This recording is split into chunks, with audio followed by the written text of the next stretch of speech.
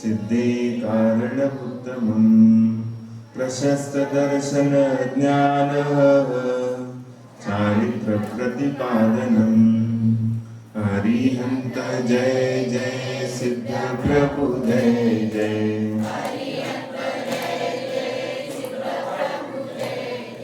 साधु जन जय जय जिन धर्म जय जय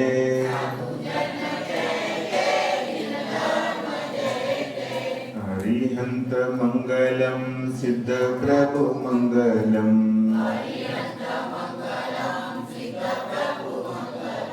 साधु जन मंगलम जिन धर्म मंगलम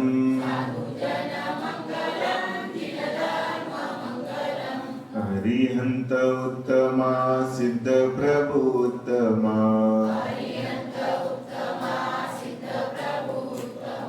साधु जन उत्तमा जिन धर्म उत्तमा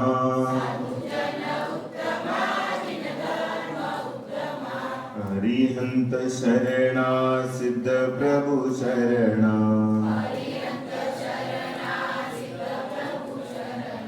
साधु जन शरणा जिन धर्म शरणा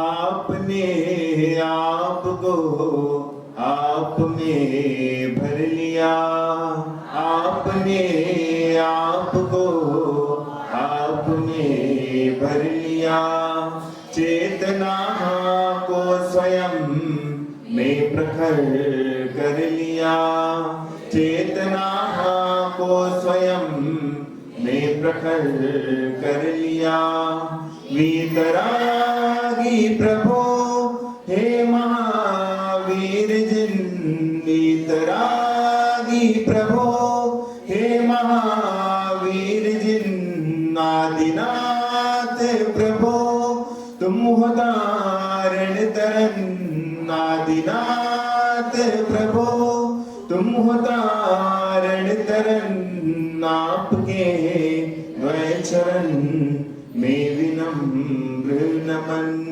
आपके द्वय चरण में विनम्र नमन आपके द्वय चरण में विनम्र नमन देवादिदेव प्रथम तीर्थंकर श्री आदिनाथ भगवान की वर्तमान शासन नायक श्री महावीर भगवान की संत शिरोमणि आचार्य भगवान गुरुदेव विद्यासागर जी महाराज की परम पूज्य आचार्य श्री आर्जव सागर जी महाराज की उत्तम त्याग धर्म की 10 लक्षण महापर्व की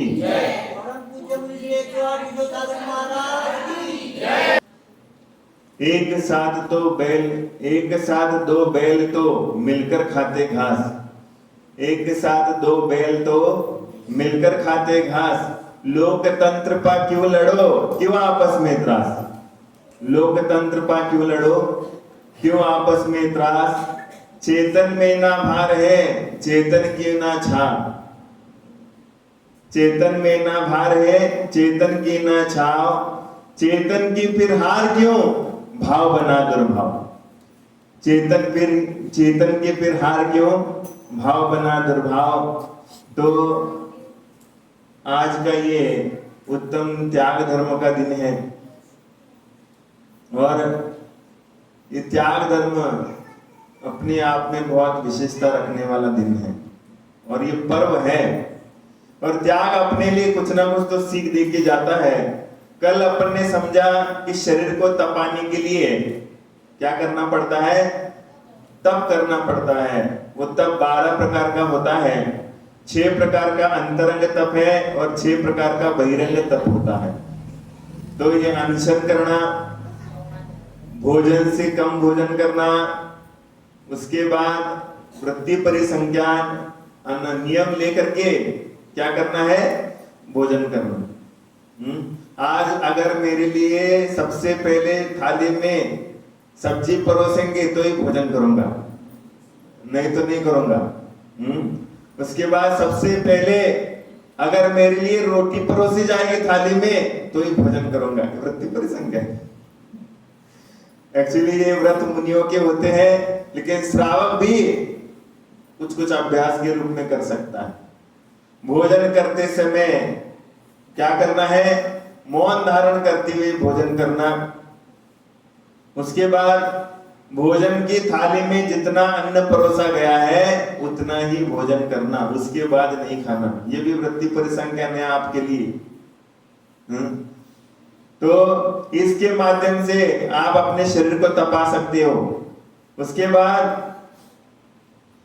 रस परित्याग क्या है? रसों का त्याग करते हुए भोजन ग्रहण करना। 6 रसों का भोजन होता है। तो ये 6 रसों का भोजन करने के जगह पर अपन रसों का त्याग करते हुए भोजन करना है।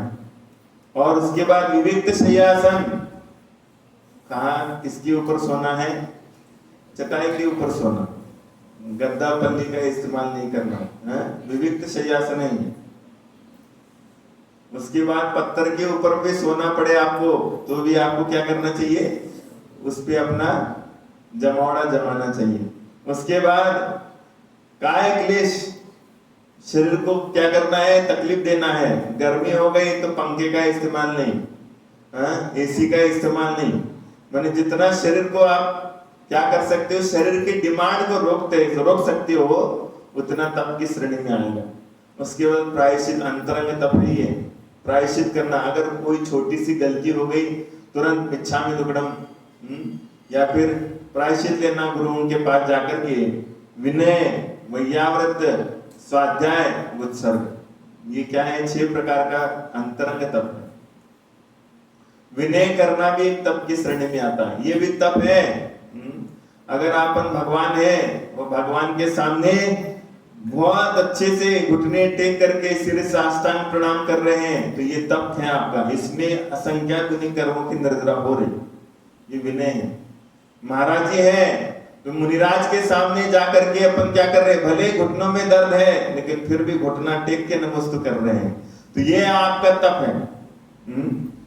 और उसके बाद शास्त्र है, शास्त्र का क्या करना है? आदर करना है, उसको योग्य सम्मान के साथ रखना है, उठाना है, उसके बाद पढ़ना है, ये उसका विनय है।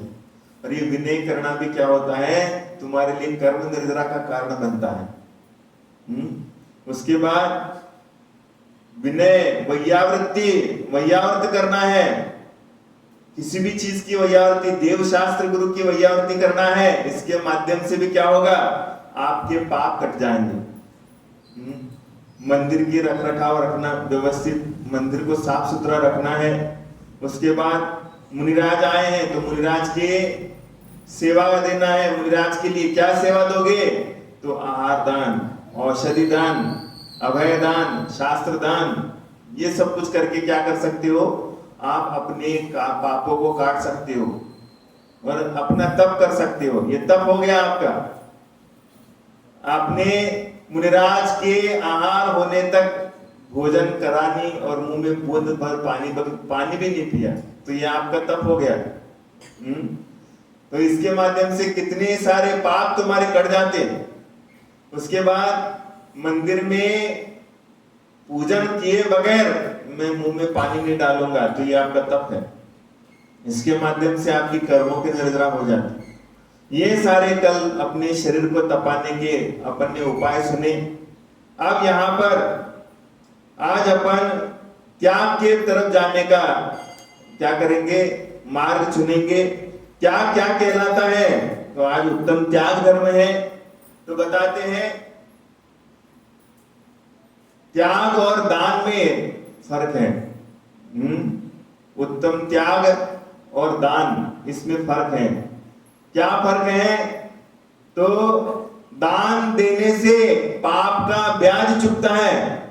दान करने से क्या होता है? पाप का ब्याज चुकता है। और त्याग करने से क्या होता है? पाप का मूल चुक जाता है। आपने कर्जा लिया, कर्मों का कर्जा ले लिया अपन ने, तो कर्मों का कर्जा पर कैसे चुकाओगे? श्रावक दान में जीता है और मुनिराज त्याग में जीते हैं। क्या करते हैं? ये जो उत्तम त्याग है, ये उत्तम त्याग मुनियों का धर्म होता है। लेकिन श्रावक कुछ अंश में पालन करता है। तो श्रावक को क्या करना चाहिए?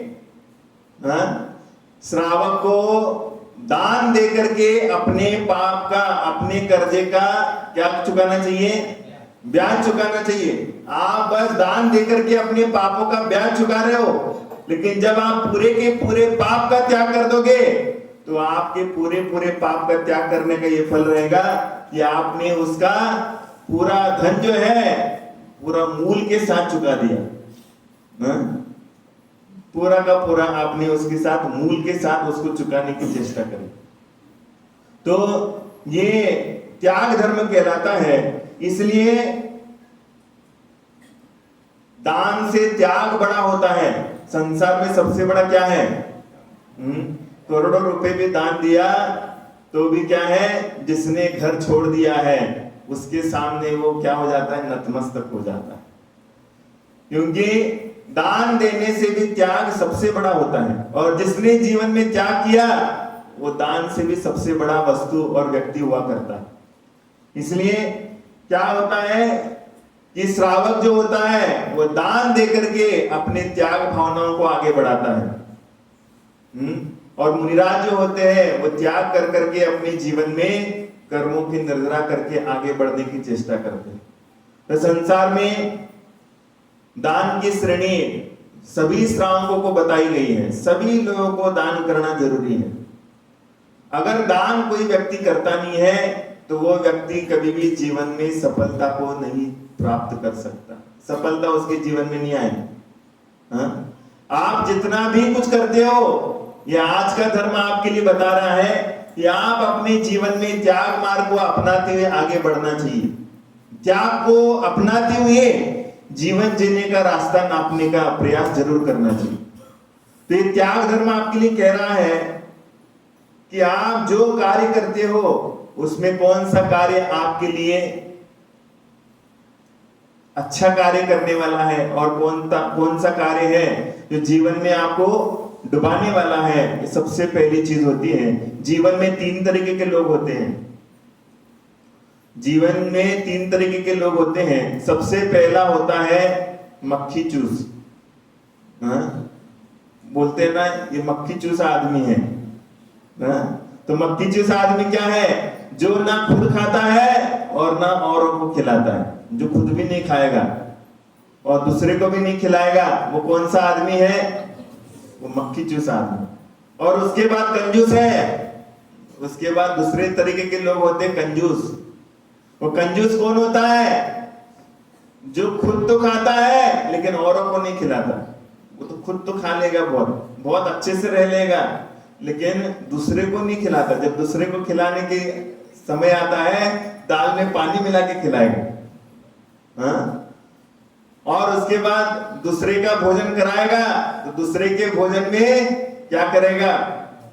अपने घर में जो इस्तेमाल किया हुआ रिफाइंड तेल है वो इस्तेमाल करके भोजन बनाएगा। ये कंजूस आदमी का लक्षण।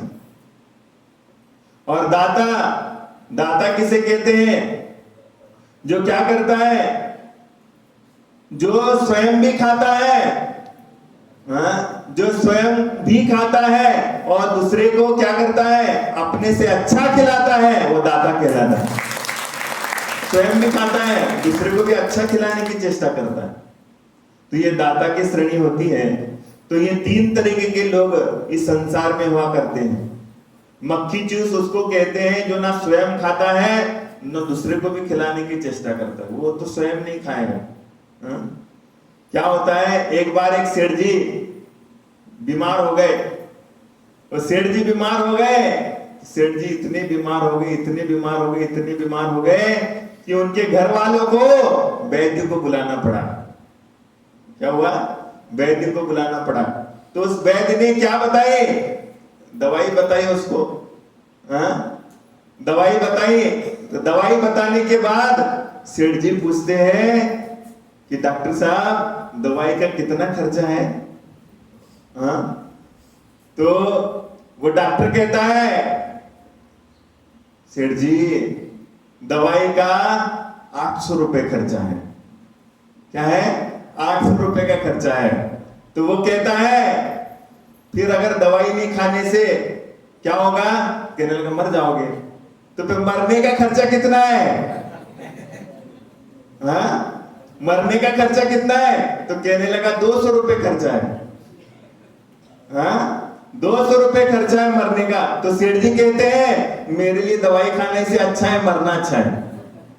हाँ, मेरे लिए दवाई खाने से क्या है? मरना अच्छा है। ये मक्खी चूस के लक्षण होते हैं। ना स्वयं खाता है ना दूसरों को खिलाता है। कभी नहीं करेगा वो, जिंदगी में सपने में भी नहीं कर सकता ये। और उसके बाद कंजूस है, वो कंजर आदमी होता है, कंजर। हाँ? वो आदमी स्वयं बहुत अच्छा खाएगा और दूसरे के लिए। हाँ? जैसे आप भी अपने बच्चों को सिखाओ, हाँ? अगर स्वर्णिम, हाँ? तुम्हारे पास क्या है कि तुम्हारे पास 2 आम हैं, हाँ? 2 आम हैं और खाने वाले 3 आदमी हैं, तो तुम क्या करोगे? हाँ? क्या करोगे? हाँ? काट के किसको? 3 मैंने तीनों को दे दो। हाँ? और कोई? हाँ, तुम क्या करोगे? काट के दे दोगे? हाँ? महिलाएं क्या करेंगी? हाँ? हाँ, सबसे महत्वपूर्ण बात है कि यहाँ पर ये बच्चों को सिखाना चाहिए। क्या सिखाओगे अपने बच्चों को? अगर 2 आम है और खाने वाले 3 लोग हैं तो क्या करना चाहिए? एक एक आम उन दोनों को देना चाहिए और अपन को कुछ भी नहीं लेना चाहिए। शिक्षा आप बच्चों को देना चालू करना चाहिए, तो आप दाता बन सकते हो। हाँ? आपकी जीवन की कंजूसी निकल सकती है। लेकिन आप सोचोगे क्या करते बच्चे मालूम? यहाँ पर तो बहुत अच्छी बात करेंगे। कहते हैं कि क्या करेंगे? अगर 2 आम है तो उसमें से क्या करेंगे? एक आम अपने लिए, एक आम क्या करेंगे? अपने लिए संभाल के रखेंगे। ऐसे करते कि नहीं करते? हाँ? एक आम अपने लिए संभाल के रख देते हैं और क्या करते हैं? एक आम के 2 हिस्से कर देते हैं और 2 हिस्सों के माध्यम से क्या करते हैं? दोनों को बांट देते हैं। हाँ? लेकिन ये तरीका कभी भी अपने जीवन में अपनाना नहीं चाहिए, क्योंकि आज का जो दान, जो त्याग धर्म है, वो त्याग करने की शिक्षा आपको दे रहा है कि आप अपने जीवन में अपने जीवन के लिए कितना इस्तेमाल करते हो, उसमें से कई गुना आप दूसरे को देने का प्रयास करो। जब आप दूसरे को लुटाने का प्रयास करते हो तो लुटाने का यह फल रहता है कि दुनिया आपको याद करती है। आप दुनिया को नहीं याद कर रहे हैं, दुनिया आपको याद करते हुए जीने का प्रयास कर रही है। इसलिए आपको ये चीजें समझने की बात है। और क्या करते हैं मालूम है? कई लोग होते हैं कि वो लोग क्या करते हैं कि अपने जीवन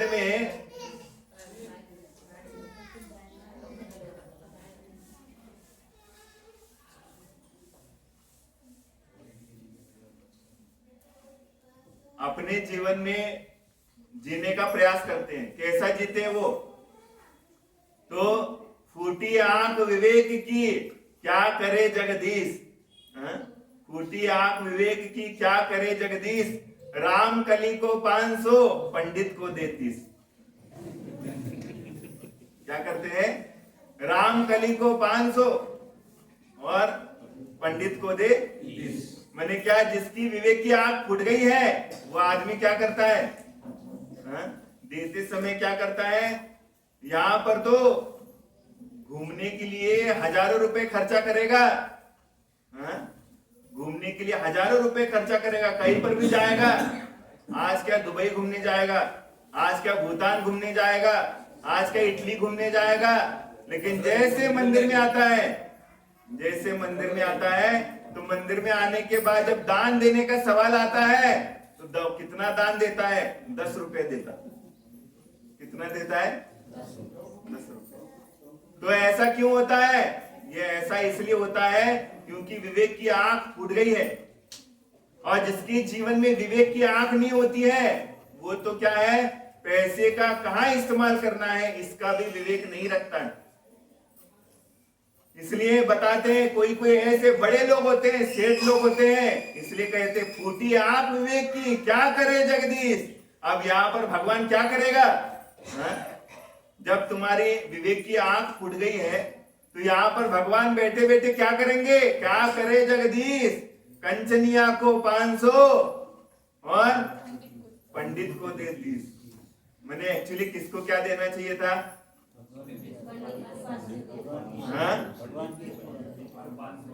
पंडित को कितना देना चाहिए और कंचनिया को 30 रुपया। कंचनिया को देना ही कंचनिया को कुछ देना ही नहीं चाहिए। हमने सुना कि मूर्तिजापुर में जब भी कुछ चुनाव का माहौल होता है तो सभी लोग क्या करते हैं मालूम है? कंचनिया को लेके आते हैं। और कंचनिया को लेके आते हैं और क्या करते हैं? सभी लोग पागलों की भांति उसको देखने जाते हैं। उसको देखने के लिए जाते हैं और क्या करते हैं? अब नवरात्रि का त्योहार आएगा तो गरबे का कार्यक्रम आयोजन किया जाएगा और इसको किसको बुलाया जाएगा? रामकली को बुलाया जाएगा। रामकली को बुलाया जाएगा तो उसमें टिकट कितना होता है? 5,000 रुपए।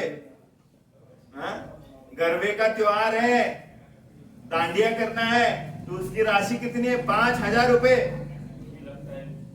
5,000 रुपए का चार्ज है उसका एक टिकट का।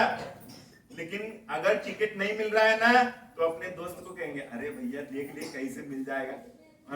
मैं तुम्हारे लिए 10,000 रुपए देने के लिए तैयार हूं, लेकिन मेरे लिए वो टिकट दे दे। ऐसा कहेगा वो। लेकिन यहां पर बोल दिया मंदिर में अगर दान देने का सवाल आ गया 5,000 रुपए नहीं, मेरे पास तो 1,000 रुपए, 1,000 रुपए है। तो ये श्रावक का जो दान होता है ये दान ही त्याग के श्रेणी में आता है। और जो श्रावक दान नहीं देता है वो चलता फिरता शव है। क्योंकि संसार में सभी लोग पैसा कमाते हैं, आपके पैसे की कोई कीमत कब होती है? पैसे की कीमत कब होती है? जैसे एक सेठ आदमी था, वो क्या हुआ था? सेठ आदमी बैठा था नीचे और सेठ आदमी बैठा था और उसको चरण छूने के लिए नहीं मिल रहा था। लेकिन क्या कर दिया? जैसे ही उसने क्या कर दिया? पाद प्रक्षालन की बोली ले ली तो वैसे सेठ क्या हो गया? नीचे से महाराज जी के पास आकर के बैठ गया। बैठा कि नहीं बैठा? तब तक वो कहां बैठा था? नीचे बैठा था। क्यों बैठा था नीचे? क्योंकि उसने जीवन में कुछ त्याग किया नहीं। और जो त्याग करता है वो भगवान के समीप आता है, और जो त्याग नहीं करता है तो वो भगवान से बहुत दूर रहता है। समझ लिए कि नहीं समझ लिए? तुम कहते हैं कि भगवान भी अमीरों के होते हैं। भगवान अमीरों के नहीं होते हैं, भगवान तो सबके होते हैं। लेकिन जो व्यक्ति भगवान की बातों को सुनकर के अपने जीवन में त्याग करने का मार्ग स्वीकारता है, भगवान उसको अपने पास बिठा लेते हैं। भगवान अपने पास बिठा लेते हैं। और जो व्यक्ति क्या करता है? त्याग तो करता नहीं है और क्या करता है? पूरे मजे लेने का प्रयास करता है, वो तो भगवान से कोसों दूर हुआ करता है। इसलिए जीवन में त्याग के मार्ग पर जब आप आगे बढ़ोगे, जब आप त्यागी बनोगे, तब जाकर के आपके जीवन का उद्धार हो सकता है। अन्यथा आप अपने जीवन में कभी त्याग धर्म के माध्यम से कुछ कर ही नहीं सकते।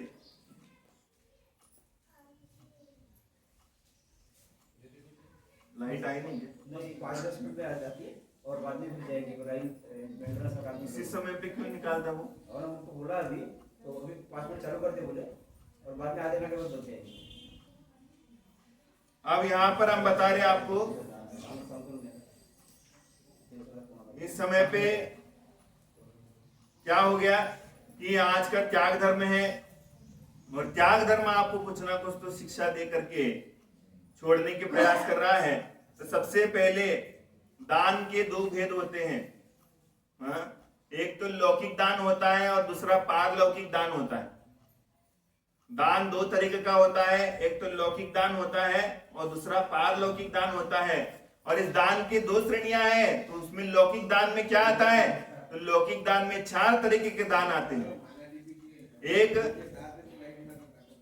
समदत्ता, उसके बाद सकल दत्ता, और उसके बाद करुणा दत्ता और दया दत्ता। ये 4 तरीके के दान लौकिक दान में आता है। सबसे पहला आता है समदत्ता। समदत्ता दान ये लौकिक क्षेत्र में अपन दान करते रहते हैं। तो समदत्ता दान किसके लिए होता है? अपना बेटा है तो अपने बेटे के लिए अपन क्या करते हैं? अपने बेटे के लिए अपनी प्रॉपर्टी उसके नाम पे कर देते हैं। अपने बेटे के लिए अपनी प्रॉपर्टी पूरी की पूरी क्या कर देते हैं? वो उसके नाम पे कर देते हैं। वो समदत्ता में आ जाता। वो समदत्ता दान है, लेकिन वो लौकिक दान है। उसके बाद सकल दत्ता दान आता है।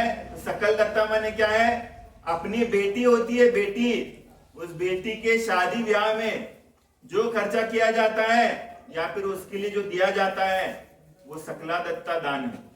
बेटी के लिए दिया गया दान वो सकला दत्ता है।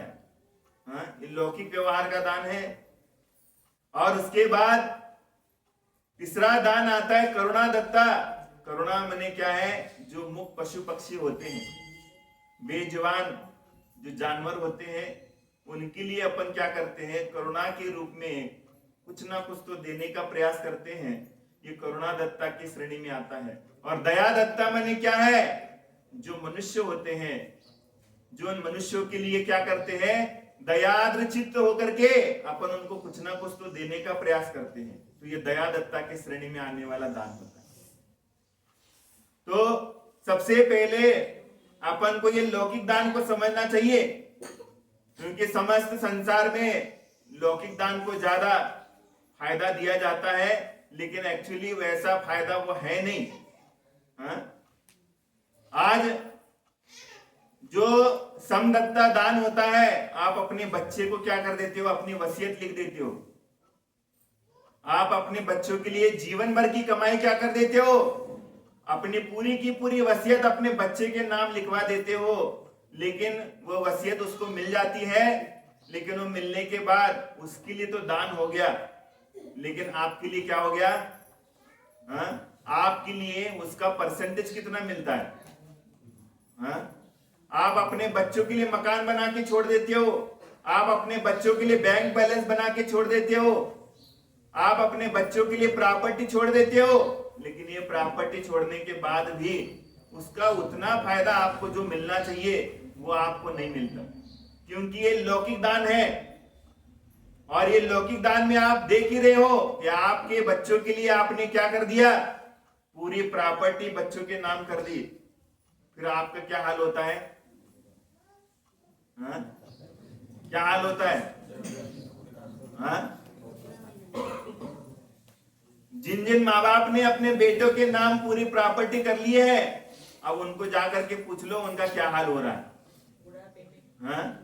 और उसके बाद दूसरा दान आता है सकला दत्ता। सकला दत्ता, मैं मेरी बेटी की शादी कहाँ करूंगा?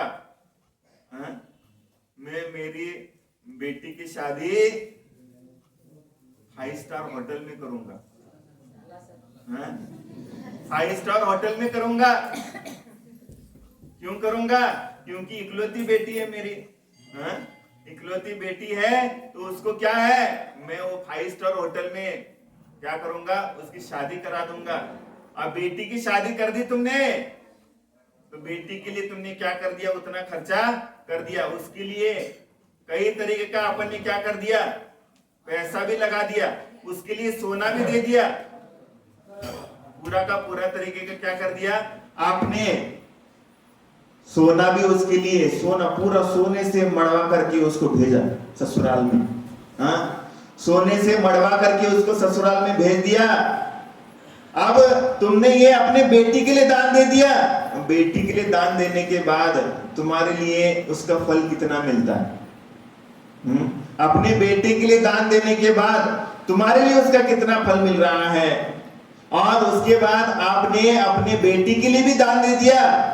क्या कर दिया? उसके लिए सोना चांदी दे दिया, उसके लिए मकान दुकान सब दे दिया, तो उसका क्या फायदा? और उसके बाद आपने करुणा दत्ता, ये आगे आने वाले जो दान है वो बहुत महत्वपूर्ण दान होते हैं।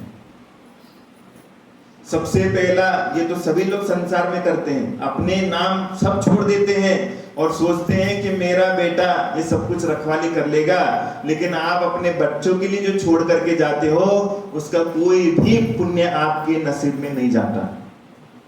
और आप जितना भी सोचते होंगे कि मैं मेरी बेटी की शादी बहुत बड़े धड़ल्ले से, आप सोच रहे होंगे कि मैं ये जो खर्चा कर रहा हूँ बेटी के लिए, पढ़ाई करने के लिए, बेटी को बहुत अच्छे अच्छे स्कूलों में पढ़ा रहा हूँ, लेकिन ये पढ़ाई करवाने से भी कोई काम का नहीं, क्योंकि बेटी की कोई भी राशि, अगर कोई के घर में बेटी की कमाई आती है तो कभी भी खाना नहीं चाहिए। बेटी का 1 रुपया भी कमाया हुआ अपने घर में नहीं आना चाहिए, क्योंकि बेटी की कमाई खाना पाप का कारण है। भूखे पेट सोना अच्छी बात है, लेकिन बेटी की कमाई का अनाज खा करके अपने जीवन को चलाना सबसे बड़ा अभिशाप है जीवन का। बेटी के कोई भी कार्य को कभी भी सम्माननीय नहीं माना है, इसलिए व्यक्ति को बोला है बुढ़ापे में कोई भी व्यक्ति अपने बेटी के घर में जाके नहीं रह सकता। रह सकता क्या? हाँ, नहीं रह सकता, क्योंकि बेटी के घर में आप पराधीन हो और बेटे के घर में आप स्वाधीन हो। आप अपने घर की रोटी तोड़ोगे, अपने बेटे के घर में रहोगे तो सिर ऊंचा उठा करके रहोगे, और बेटी के घर में जाओगे तो सिर झुका करके जाना पड़ेगा आपको। वहां पर कितने भी बड़े आदमी क्यों ना हो, लेकिन आप जब भी अपने बेटी के घर में जाओगे आपको अपना सिर झुका करके ही जाना पड़ेगा। इसलिए आप ये लौकिक दान को समझते हो, लेकिन इसका फायदा क्या होता है, इसका फल क्या है, ये भी समझना चाहिए। अब तीसरा आ रहा है दान करुणा दत्ता। तो करुणा दत्ता दान क्या है? करुणा दत्ता के माध्यम से बहुत जीवन में आविष्कार होता है। जीवन में एक व्यक्ति का वजूद होता है, जीवन में व्यक्ति का एक क्या हो जाती है, पहचान बन जाया करती है। तो जैसे मैं बता रहा हूं, महात्मा गांधी जी दक्षिण अफ्रीका में क्या करते थे, गए, और दक्षिण अफ्रीका में वहां का जो पादरी था, पादरी ईसाई धर्म चलता है, तो उसका जो पादरी था वो पादरी ने सोचा कि मैं इस महात्मा ये गांधी मिस्टर गांधी को मैं अगर अपने वश में कर लूंगा तो मैं क्या है, पूरा का पूरा जो ईसाई धर्म है वो मैं भारत में भी फैला दूंगा। इसलिए मेरे लोग क्या करना चाहिए, महात्मा गांधी को अपने वश में करना चाहिए। तो उसने महात्मा गांधी को वश में करने के लिए सबसे पहले होता है कि उसने उनके लिए क्या कर दिया, भोजन का निमंत्रण देना चालू कर दिया। सबसे पहले उन्होंने कहा मिस्टर गांधी आप हमारे घर में भोजन करने पधारिए, आप हमारे घर में भोजन करने पधारिए। तो वहां पर ऐसा हुआ कि गांधी जी ने उनको सीधे सीधे बोला कि भैया मेरे को कोई समय नहीं मिलता है, लेकिन संडे के दिन थोड़ा सा समय मिलता है, लेकिन मैं शाकाहार करने वाला प्राणी हूं। मैं क्या हूं, मैं शाकाहार करता हूं। मैं शाकाहार करने के कारण मैं तुम्हारे घर में आऊं तो भैया मैं नॉनवेज तो खा नहीं सकता, मैं तो शाकाहार करूंगा। तो उसने कहा ठीक है मिस्टर गांधी आपके लिए पूरा का पूरा यहाँ पर शाकाहारी भोजन बनाया जाएगा। तो शाकाहारी भोजन बनाया जाएगा, ये कहा। तो ऐसा कहने के बाद अब क्या हो गया, हर संडे के दिन उस पादरी के घर में शाकाहारी भोजन बनना चालू हो गया। शाकाहारी भोजन बनना चालू हो गया। और जैसे शाकाहारी भोजन, अब उसके बच्चे थे चार बच्चे थे उसके, और वो 4 बच्चे कहते हैं पापा कि हर संडे के दिन अपन शाकाहार क्यों करते हैं, हर संडे के दिन शाकाहार क्यों कर रहे हैं? क्योंकि कहने लगे कि अपने घर में गेस्ट आते हैं जो शाकाहार करते हैं, इसलिए अपन शाकाहारी भोजन करते हैं। तो वो पूछते अपने पिताजी से, बताइए कि शाकाहार करने से क्या मिलता है, और उस समय क्या है मांसाहार करने का क्या फल मिलता है। तो कहने लगे मांसाहार का पाप मिलता है और शाकाहार करने से पुण्य मिलता है। शाकाहार करने से पुण्य मिलता है और मांसाहार करने से पाप मिलता है, इसलिए वो लोग क्या नहीं करते हैं, वो मांसाहार का सेवन नहीं करते हैं। तो फिर वो कहते हैं पिताजी आप पादरी फादर हो, आप ईसाई चर्च के फादर हो, तो फिर आप ही बताइए कि अगर मांस खाने में पाप है तो फिर हम मांस खा करके क्यों पाप के भागी बनेंगे। तो कहने लगे आज के बाद हम भी नहीं खाएंगे मांसाहार, आज के बाद हम भी मांसाहार नहीं करेंगे। तो फिर क्या हो गया, पादरी का दिमाग घूमना चालू हो गया। क्या उसने कहा कि महात्मा गांधी जी को तब से भोजन के लिए बुलाना बंद कर दिया। क्या है, उसने बुलाना बंद कर दिया और एक लेटर लिख दिया उसने। क्या लिख दिया, मिस्टर गांधी मैंने तो सोचा था कि आपको हमारे घर में बुला करके मैं ईसाई सिद्धांत पढ़ा करके आपको ईसाई प्रचारक बनाऊंगा, लेकिन जब से आप हमारे घर में आए हो तब से आपने हमारे परिवार में सेंध लगाना चालू कर दिया। हमारा परिवार पूरा परिवर्तित हो गया। मैं आपका परिवर्तन नहीं कर पाया, लेकिन आपने बस एक दिन आने के बाद हमारे घर का परिवर्तन करा दिया। ये सबसे बड़ा काम है। इसलिए आज के बाद हम आपके लिए क्षमा याचना चाहते हैं कि आज के बाद मैं आपको निमंत्रण नहीं करूंगा। ये किसका प्रभाव है? किसका प्रभाव है? ये करुणादत्ता, ये त्याग का प्रभाव है। त्याग कर दिया तुमने, मांसाहार का त्याग कर दिया। मांसाहार का त्याग कर दिया। दवाई भी कैसे खाओगे भैया? जिसमें शहद नहीं मिली है वो दवाई सेवन करोगे। जिसमें कोई भी जो सच्चा जैनी होता है ना, जिसके जीवन में करुणा होती है, वो व्यक्ति कभी भी अपने स्वास्थ्य लाभ के लिए दूसरे जीवों की कत्ल नहीं करवाएगा, कभी नहीं करवाएगा। वो कह देगा कि मैं भले ही बीमार रह जाऊंगा, लेकिन मेरे लिए कोई अशुद्धि दवाई नहीं चाहिए। जिसमें अशुद्धि जमी हुई है ऐसी दवाई का मैं सेवन नहीं करूंगा। कोई भी ऐसी चीज का इस्तेमाल नहीं करूंगा जिसमें कोई भी मांसाहारी घटक मिला हुआ है। लेकिन आज अपन करुणा के नाम पे, करुणा बस लिखी हुई रहती है किताबों में, लेकिन अंतरंग में कोई करुणा नाम की चीज नहीं है। कोई करुणा नाम की चीज बची नहीं है। क्यों बची नहीं है? क्योंकि करुणा का दान तुमने देना बंद कर दिया। करुणा दत्ता नाम का जो दान है वो दान तुमने देना बंद कर दिया। और ये दान तुमने कहां समझ लिया? बस मौज मस्ती जहां पर होती है, अपने बच्चों को मस्त खिलाओ पिलाओ, जहां तहां पढ़ा दो उनको, उनके लिए पैसा रखवा दो और अपनी बेटियों के लिए पढ़ाओ। जितना तुम अच्छा पढ़ा सकते पढ़ाओ, और क्या करो, उसकी बहुत अच्छे से धड़ल्ले से शादी कराओ। यही तक तुम्हारा विचार है और इसी को तुम त्याग समझते हो। मैंने बहुत बड़ा त्याग कर दिया जीवन में, लेकिन ये त्याग की श्रेणी में आने वाला त्याग है ही नहीं। और जो जो ये त्याग करते हैं सारे लोग पछता रहे, सारे लोग पछताते हैं। आज अपन कोई भी चीज करते हैं, अपने गृहस्थ जीवन का जो भी कार्य करते हैं, वो तुम्हारे लिए सातिशय पाप का कारण बनता है, सातिशय पाप का। आज इतने बड़े धड़ल्ले से कितने भी रईस लोग अपने बच्चों की शादी करवाते हैं, लेकिन वो सबसे ज्यादा पाप का कारण होता है। और जो व्यक्ति, कई ऐसे, गुजरात में एक व्यक्ति था, तो गुजरात में एक व्यक्ति ऐसा था कि जो बहुत बड़ा इंडस्ट्रियलिस्ट था, लेकिन उसने अपने बच्ची की शादी में क्या कर दिया? अपने बच्ची की शादी में उसने जो खर्चा होना था वो खर्चे के माध्यम से उसने क्या कर दिया? गरीब लोगों के लिए मकान बना करके दे दिया। जिनके लिए घर नहीं है उनके लिए मकान बना करके दे दिया। तो ये क्या कर दिया उसने? उसने करुणा दत्ता कर दी। उसने जीवों के लिए ऊपर दया कर दिया।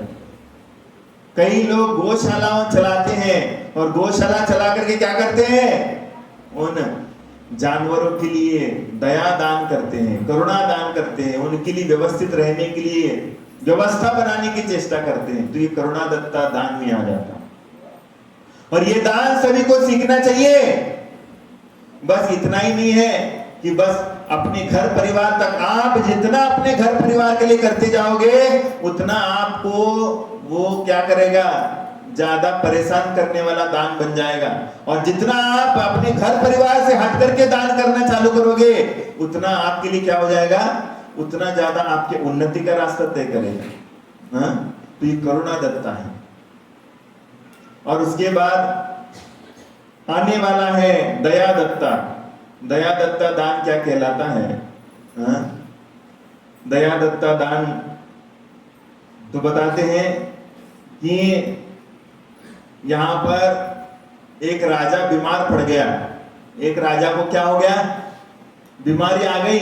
और बीमारी आने के बाद उसके लिए एक वैद्य ने बताया, इनके लिए संसार का सबसे सुखी व्यक्ति है, उसके वस्त्र पहनाओ तो क्या हो जाएगा, ये संसार का सबसे सुखी मैंने ये बीमारी इसकी ठीक हो जाएगी। तो उसके सारे के सारे सैनिक चले गए, हाँ, मूर्तिजापुर में गए वो, हाँ, मूर्तिजापुर में गए, हर एक के घर में गए। हाँ, भैया तुम्हारा कपड़ा दे दो। तो कहने लगा मैं मेरे बेटे से परेशान हूं। हाँ, कहने लगा तुम्हारा कपड़ा दे दो। कहने लगा मैं मेरी वाइफ से परेशान हूं। और दूसरे घर में जाते कहने लगे मैं मेरे लड़की से परेशान हूं। और कहते हैं मैं मेरे माँ बाप से परेशान हूं। हाँ? और दूसरे घर में जाते कहने लगे मैं ससुराल वालों से परेशान हूं। सब जगह पर एक दूसरे के कारण सब परेशान हैं, सभी परेशान। कोई अगर बाहर वालों से परेशान नहीं है तो शरीर से परेशान है, बीमारी आ गई। हाँ? उसके जीवन में बीमारी है। सब जगह पर सैनिक पूरा का पूरा राज छान लेते हैं। सबके सब घरे में जाके आते, भैया तेरा कपड़ा दे दे तू सुखी होगा, तो सुखी होगा ऐसा कहने के लिए सारे राज्य में जाकर के घूम के आते हैं, लेकिन एक का भी उसके लिए कपड़ा नहीं मिलता कि जो सुखी होता है। सभी लोग, कोई तन दुखी है, कोई मन के दुखी है, कोई धन के दुखी, कोई पैसा नहीं है इसलिए दुखी। हाँ? मैं कमाने जाता हूं लेकिन मेरा पैसा ही नहीं बचता, इसके लिए दुखी। कोई क्या है, तन दुखी है, मेरे लिए क्या है, बीमारी है, क्या है, मेरे लिए ये बीमारी, मेरे लिए वो क्या है, महीने की कितनी रुपए की दवाई है, महीने के 5,000 रुपए की दवाई लेना ही पड़ता मेरे को। 5,000 रुपए तो बीमारी के लिए रखना पड़ता है। मैंने कमाई काय के लिए, बीमारी की दवाई खरीदने के लिए कमाई करनी पड़ती है। ये तकलीफ है। हाँ? और उसके बाद कई लोग क्या हो जाते हैं, मन के दुखी होते हैं। मन के दुखी क्यों? क्योंकि उनको कहीं इज्जत नहीं, कहीं पर भी जाएंगे कोई पूछता ही नहीं, जय जिनेंद्र ही नहीं करते। हाँ, आना है तो आ जा, आओ तो वेलकम, और जाओ तो भीड़ कम। हाँ, कोई इज्जत नहीं, कहीं पर भी जाएंगे, हाँ, कहीं पर भी जाएंगे कोई इज्जत नहीं, इसलिए दुखी। कहने लगे मेरे बच्चे भी मेरी इज्जत नहीं करते। हाँ, मैं एक जमाने में कलेक्टर रहा लेकिन आज मेरी इज्जत क्या है। हाँ? एक समय पे मैं पंत प्रधान रहा, प्रधानमंत्री रहा, लेकिन आज मेरे को कोई पूछते ही नहीं, इज्जत ही नहीं मेरी, इसलिए दुखी है। हाँ? एक समय में विधायक रहा, एक समय विधायक रहा, लेकिन आज मेरे को कोई इज्जत ही नहीं है, इसलिए दुखी है। हाँ? ये दुख सभी लोग, तो सारे सैनिक देख देख करके आ जाते हैं, तो उसके लिए एक का भी वस्त्र नहीं मिलता। तो वो आकर के राजा के पास आकर के हतप्रभ हो जाते हैं और खड़े रह जाते, कहने लगे हुजूर हमने पूरे राज्य का एक एक कोना छान लिया लेकिन एक भी व्यक्ति मेरे लिए सुखी नजर नहीं आया। तब राजा भी हताश होकर के बैठ जाता है। तभी क्या हो जाता है, एक व्यक्ति जो है वो सामने से आता हुआ दिखता है। हाँ? सामने से आता हुआ दिखता है, उसके चेहरे पे तेज है, चेहरे पे मुस्कान है, और हरदम क्या है, ताजा तरोजा रहने वाला व्यक्ति है। और वो व्यक्ति आ रहा है, आ रहा है, आ रहा है, आ रहा है, और आते आते दिख रहा है, कहने लगे राजा, राजन कहता है मेरे तो यही तो व्यक्ति सबसे क्या दिख रहा है, सुखी दिख रहा है। और वो व्यक्ति जैसे सामने आता है, वो सामने दिख जाता है, तो वो और कोई नहीं, वो तो दिगंबर मुनि हुआ करते हैं, संसार में सबसे सुखी होते हैं। हाँ? संसार में सबसे सुखी व्यक्ति होता है दिगंबर साधु, क्योंकि उसको किसी से लेना देना नहीं है। हाँ? किसी से भी, चाहे कितना बड़ा क्यों ना हो, चाहे कितना छोटा भी क्यों ना हो, इसलिए उसको कोई लेना देना नहीं, उसकी सब जगह पर व्यवस्था है। हाँ? इसलिए वो सुखी है। और आप लोग दुखी काहे से हो कि मेरी व्यवस्था क्यों नहीं हो रही। हाँ? मेरी व्यवस्था क्यों नहीं हो रही, इसके कारण दुखी हो। और ये सारी स्थितियां परिस्थितियां आपकी अनुकूल नहीं रहती है, क्यों नहीं रहती, क्योंकि दया दत्ता का दान आप लोग नहीं देते। हाँ? दया दत्ता का दान आप लोग देते नहीं हो, इसके कारण क्या हो जाता है, आप लोग दुखी हुआ करते हो। तो इसलिए आप सभी लोगों को ये चीजें समझना चाहिए कि प्रसन्नता कहां पर होती है और अपन कहां पर दुखी रह सकते हैं। तो जितना व्यक्ति त्याग करता है, त्याग माने दान देने की श्रेणी में आता है, जितना दान देता है उतना व्यक्ति ऊपर उड़ जाता है। जितना आप दान दोगे उतना श्रावक की कैटेगरी में आपका दान देने के कारण आपका कद ऊंचा हो जाएगा। और जितना आप श्रावक बन करके कुछ भी नहीं कराओगे, कुछ भी दान नहीं दोगे, तो आपका स्थान नीचे नीचे नीचे नीचे तरफ गिरता जाएगा। आपके जीवन में कोई भी सुख समृद्धि का रास्ता खोला नहीं जाएगा। इसलिए हम आपको एक रूपक बता करके रुकना चाहेंगे। सबसे पहले सभी लोग उपदेश तो सुनते हैं, लेकिन उपदेश सुनने के बाद क्या होता है, सबके जीवन में उपदेश का सही इस्तेमाल नहीं होता। क्या होता है? हाँ, होता है क्या? सही लोग उपदेश तो सुनते हैं सभी लोग, और जैसे के तैसे उपदेश सुनते हैं, लेकिन उपदेश सुनने के बाद अपने अपने अभिप्राय निकालते हैं। अपने अपने अभिप्राय निकालते हैं। तो एक बार क्या हुआ, एक खट्टर काका था, उसका बहुत बड़ा ऑफिस था, और ऑफिस था उसका बहुत बड़ा, और ऑफिस में बहुत सारे कर्मचारी लोग थे, लेकिन कर्मचारी लोग थे लेकिन वो काम ही नहीं करते थे। हाँ? वो कोई काम करता नहीं था। तो वो परेशान था कि मैंने नौकर तो इतने रखवा दिए, लेकिन एक भी नौकर व्यवस्थित काम नहीं करता। इसके कारण टेंशन उसके दिमाग में। तो उसके लिए उसके दोस्त ने सलाह दी कि भैया तू एक दोहा लिख दे अपने ऑफिस में, जहां तहां एक दोहा लिख दे। क्या है? कल करे सो आज कर, आज करे सो अब। क्या है? कल करे सो आज कर, आज करे सो अब, पल में परले होएगी, बहुरी करोगे कब। मैंने कल करना है तो आज कर, आज करना है तो अब कर, क्योंकि कब प्रलय आ जाएगा और कब तेरा यहां से जाना हो जाएगा, कुछ भरोसा नहीं है। इसलिए काम करना चालू कर। ऐसा उसने दोहा लिखा।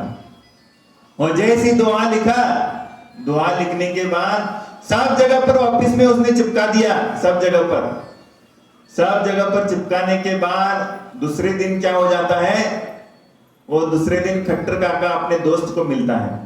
लेकिन दोस्त को मिलने के बाद उसके सिर के ऊपर पट्टी बंधी रहती है और हाथ को प्लास्टर चढ़ा हुआ रहता है। हाँ, सिर के ऊपर पट्टी और हाथ में प्लास्टर चढ़ा हुआ रहता है। तो वो अपने दोस्त को पूछता है कि भाई तेरे लिए क्या हो गया, ये तेरे सिर के ऊपर पट्टी बंधी है, तेरा हाथ के ऊपर प्लास्टर लगा हुआ है। तो कहने लगे मूर्ख कह के ये सब करतूत तेरी है। हाँ, कहने लगे तेरी करतूत है। कहने लगा मेरी क्या करतूत है? कहने लगे क्या है कि तूने बताया था कि ये दोहा लिख दे ऑफिस में। हाँ, कल करे सो आज कर, आज करे सो अब, पल में परले होएगी बहुरी करोगे कब।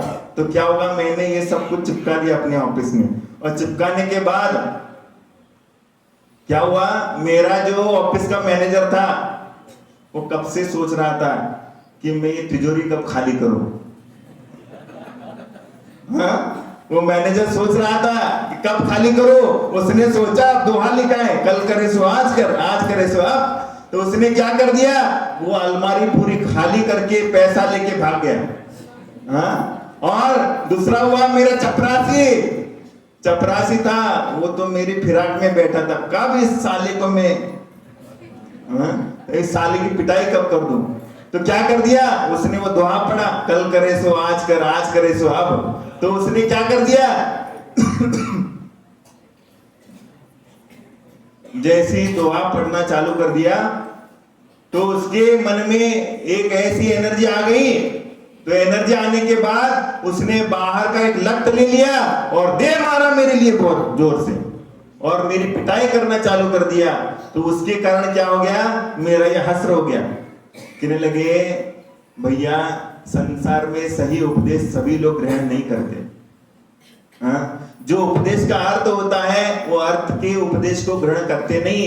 इसलिए तुम्हें क्या लिखना चाहिए, हाँ? आज करे सो अब कर, कल करो सो परसों। आज करे सो कल कर, कल करे सो परसों। हाँ? आज करे सो कल कर, कल करे सो परसों। जल्दी जल्दी क्या करे, अभी तो जीना बरसों। हाँ? जल्दी जल्दी क्या पड़ी, अभी तो जीना बरसों। अब ऐसा क्या करना चाहिए, ये गुण कहां पर लेना चाहिए, ये तो आपको बुरे कामों के लिए करना चाहिए। माने आप बुरा काम करने जाओगे तो सोचो कि आज जो बुरा काम करना है तो मेरे को कल करना है, और कल क्या पड़ी है, अपन तो परसों करना है। जल्दी जल्दी क्या पड़ी है, अभी तो अपने जीवन में बहुत दिन है, ऐसा सोच करके आपको उस चीज को ग्रहण करना चाहिए।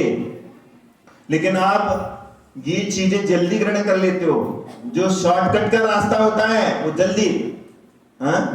जैसे किसी ने किसी को बुला, क्या कर दिया कि ये थोड़ा सा घर से बुला के ले आओ, ऐसा कह दिया, तो सभी लोग क्या करते हैं, उठाते मोबाइल और फोन लगा देते हैं।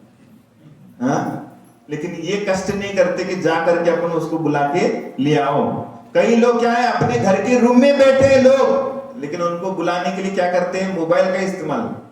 हाँ? आवाज नहीं लगाते। ये क्यों, क्योंकि अपन क्या बन गए हैं, प्रमादी बन गए, आलसी बन गए, उपदेश अपन सही मायने में ग्रहण नहीं करते। इसके कारण क्या है, अपने जीवन में अपन दुखी बने रहते हैं। इसलिए आज के जीवन में अपन को यही चीजें समझना चाहिए, और जो आपको निर्देशित किया जा रहा है तो वो निर्देशित जो निर्देश होता है, मार्गदर्शन होता है, उसको अपन को सही तरीके से ग्रहण करना चाहिए। अगर आप उसको सही तरीके से ग्रहण नहीं करोगे तो क्या होगा, नुकसान आपका हो जाएगा। हाँ? और आप अगर उसको गलत दायरे से ना देख करके सही ग्रहण करोगे तो क्या होगा, आपका फायदा होना चालू होगा। ये दुनिया बहुत उल्टी तरीके से जीती है। हाँ? लेकिन उल्टे तरीके से जीने के बाद उसको उल्टा भले ही किया कहा जाता है, लेकिन सीधा होना ही पड़ता है। ये चीज समझना चाहिए।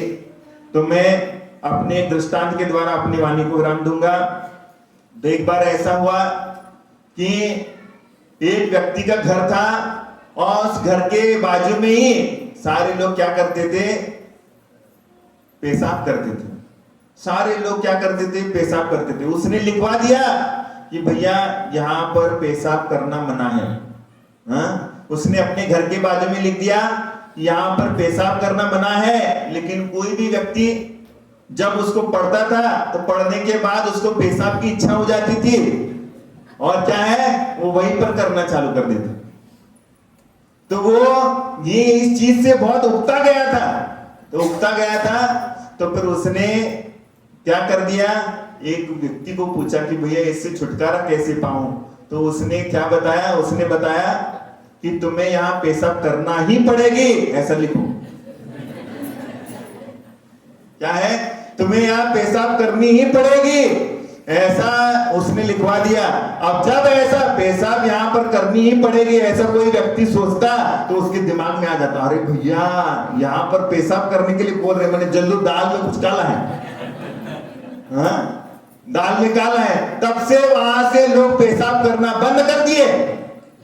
हाँ मैंने सीधा बताया तो तुम समझ में नहीं आता तुम लोग, हाँ लेकिन उल्टा बताया तो, हाँ उल्टा बताने के बाद सभी लोग समझ जाते हैं। उसी तरीके से बता रहे हैं, जो दान देता है वही स्वर्ग लक्ष्मी को प्राप्त करता है, लेकिन जो दान नहीं देता है वो अगले जन्म में क्या बन जाता है, वो भिखारी बन जाता है। इसी भावना के साथ अपनी वाणी को विराम देता हूं। जय बोलो महावीर भगवान की। सुनो बैठो।